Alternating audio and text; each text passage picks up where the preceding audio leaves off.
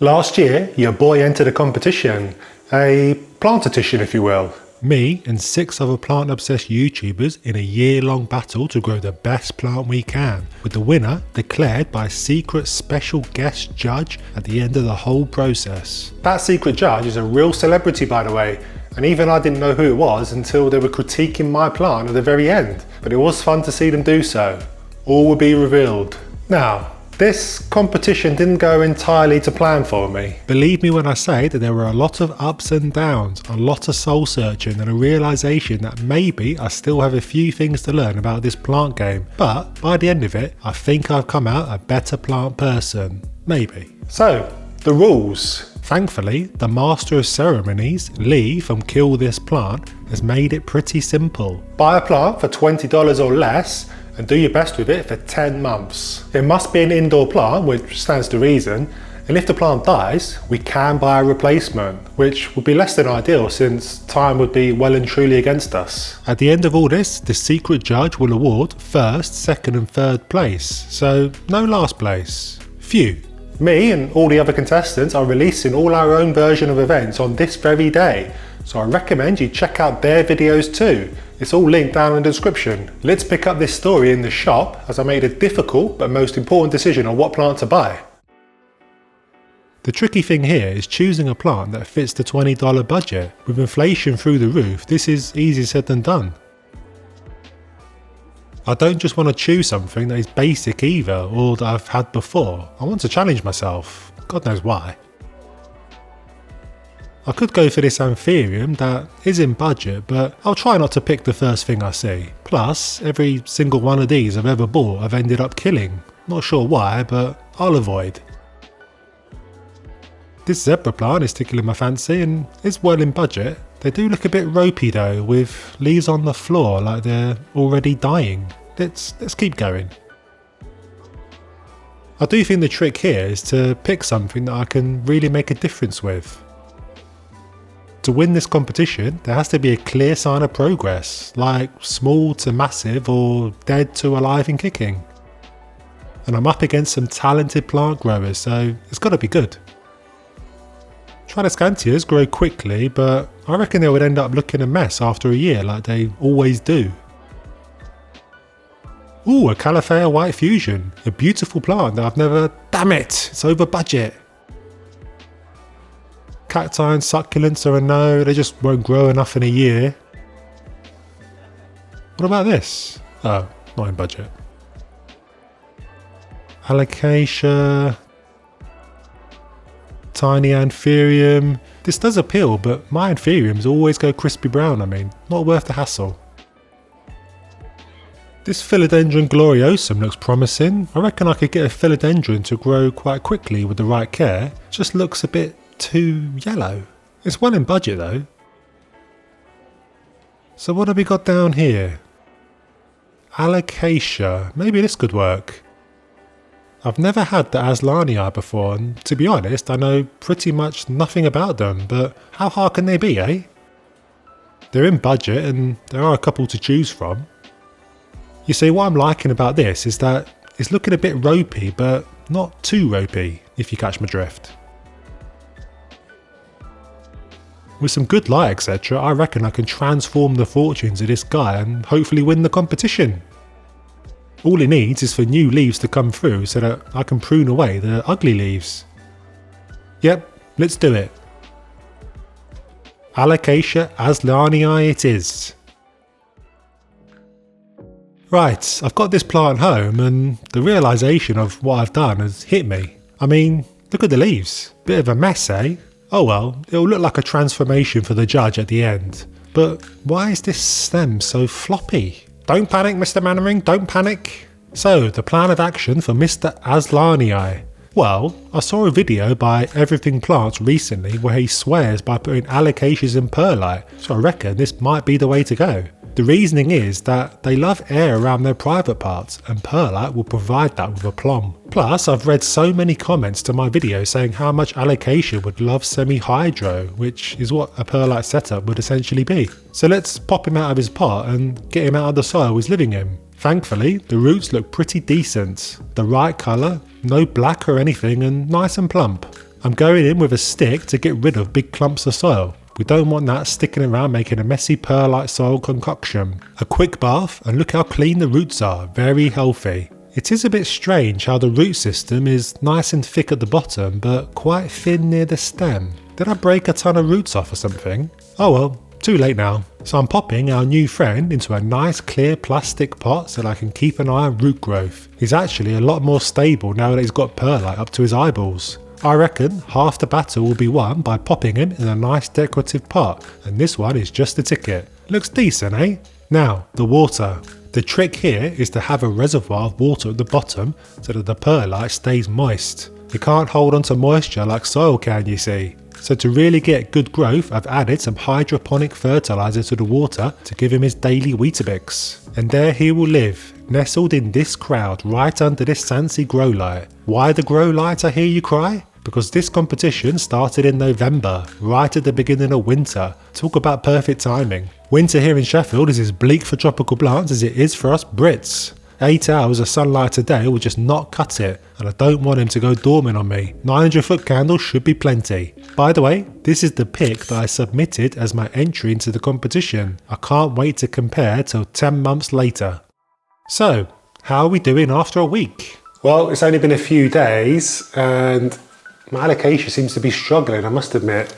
Don't think it appreciated having its roots touched too much. And the transfer into perlite seems to be struggling just a little bit. The leaves just feel a little bit floppy, like they're maybe starting to go into dormancy or something. There's a new leaf still coming through that looks still nice and firm, so I'm waiting to see if that will come through nicely. But these leaves, the original leaves, particularly that one, they weren't touching the pot before, but now they are. They used to be nice and upright like that. It feels like they've lost a bit of strength and they're kind of flopping onto the pot now. So one to keep an eye on. Hopefully I've not killed the plant with the transfer to perlite.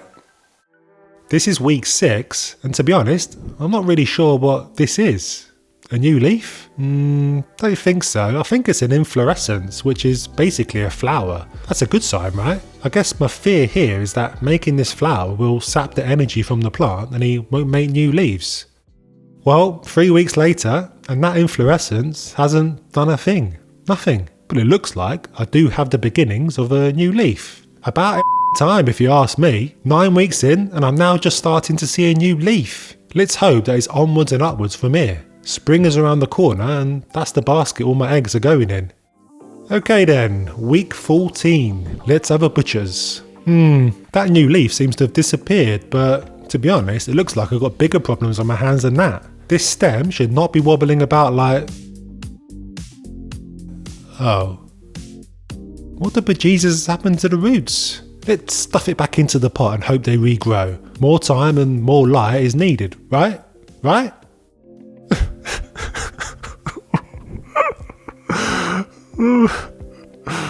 Pull yourself together, man. So my plant friend, it's the end of February and I'm well and truly buggered. There's just no coming back from this. It's back to square one for me. The poor guy, I almost feel sorry for him. Oh well. This 10-month challenge has now become a 7-month challenge, but first I need to go back to the drawing board and get myself a new plant. Let's not bugger this up this time. I at least don't want to embarrass myself and actually show up with a plant in September. Let's not mess around now. I'm going to get a philodendron and stick it on a moss bowl. That always works. Basically the cheat code for faster growth, but I'm desperate at this point. It might sound weird, but I want to go as small as possible so that I can hopefully show off the massive amounts of growth in 7 months. It's going to be glorious. I reckon this little guy would do the job. Philodendron Ring of Fire, and dirt cheap too, so at least if I kill this one it won't be too painful on my wallet. It looks like he's got some damage on one leaf that I'll probably have to end up cutting off, but it does have a new leaf on the way. It's a tiny little thing, but I reckon if I get this moss pole up against his bum and he starts growing arrowroots into the moss, he'll size up fast. That's the plan anyway. And I reckon it'll look fantastic too, because just look at this leaf. Gorgeous. Imagine this, but 10 times bigger. Wishful thinking, eh? And under a Scentsy grow light, this one goes too. Time's against me and I need all the help I can get.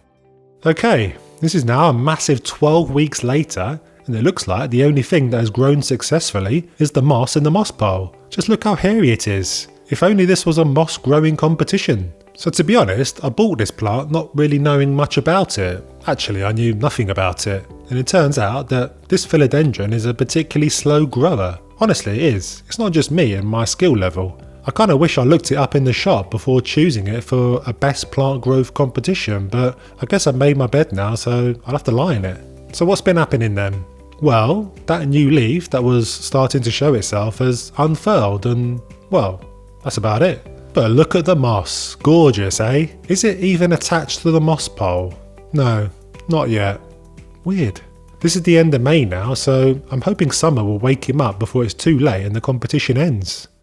Now, I will admit I did become somewhat disillusioned about this competition. There's just something about killing the original plant and the replacement not doing much that just doesn't do it for me. Plus, I moved home, so life got a bit hectic. So the updates are pretty far and few between, basically until Judgment Day, so let's fast forward. And here she is. Underwhelming, isn't it? I think in 7 months, this little git has only grown 3 new leaves. I mean, why? I gave him all the care, love and attention he could want, but he did this to me. What do you think my chances of winning the competition are?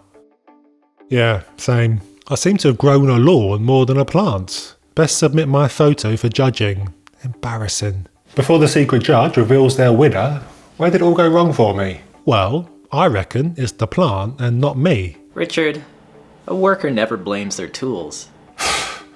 Looking back, I think I put him in too big a pot. It was only a tiny thing, but I tried to squeeze this massive moss pole to help size him up, so I needed a bigger pot, and it seems to have well and truly set him back. Plus, I don't think the Ring of Fire is a climbing philodendron at all. Whoops. Hello everyone, my name's Claire from the YouTube channel The Jungle Haven, and if you don't know me, I make planty videos on tips and tricks, things I've learnt over the years, and just generally try and make learning about plants fun. So the first one that we're going to be looking at is the Philodendron Glorious, and the person that's grown this one has done such a good job because my god, it has sized up a crazy amount. The first thing that grabbed me was just the size of those leaves. Like, the scale of this plant is absolutely insane now. The only thing I'm noticing is that in the most recent picture of it, it has got some kind of yellowy brown patches. Ha! It's very subtle, but just on some of its leaves here and there. And then this next plant is a Thaumatophyllum sprucianum. And oh my goodness, it is so beautiful. Honestly, looking at the before and after of this plant, it's just perfect. And it's got such an unusual form to its leaves. And the grower has obviously, or the person that grew this plant, obviously kind of mixed it up. They've put it in a beautiful, beautiful kind of dish planter with moss on top. That planter looks amazing. And it honestly just looks like it was made for that plant. I think it's such a lovely way to display it. It doesn't appear to have grown that much from before to after. It had 5 leaves to start and 5 leaves afterwards as well. And then next up we've got a Pothos Marble Queen, which is growing in such an unusual way and I absolutely love it. And again, whoever grew this plant has managed to achieve a really incredible level of growth in quite a short amount of time. Obviously, looking at the after photo, what you'll probably notice is that it has lost quite a lot of its variegation. Yeah, it has. In order to conserve that, again, if this was my plant, I'd probably be chopping it back a little bit, but I really like the look of it like this. I think it's very unusual. And then the next one here's a begonia, and I'm not entirely sure what the idea of this begonia is. Grow an ugly plant. I don't know if maybe it's a hybrid, but whatever it is, it's absolutely stunning. It's got those gorgeous kind of inner, almost like they've been kind of brushed with watercolor, like pinkiness running throughout its leaves. Actually, that looks nice. It's clearly kind of spread out quite a lot since you've put it in the terrarium planter, and I would just question if it has enough space to kind of grow and expand in the way that it wants to. And then next up is the Philodendron Ring of Fire, and obviously the person that grew this plant has changed up quite a lot for this plant in the time that they've been growing it. In the first photo, it looks very much like a plug plant. It looks like it's in one of those teeny tiny little nursery pots. And obviously in the second photo, it's been given a real upgrade. It's in a beautiful decorative pot. It's on a nice moss pole. I was under the impression that it was more of a self-heading philodendron.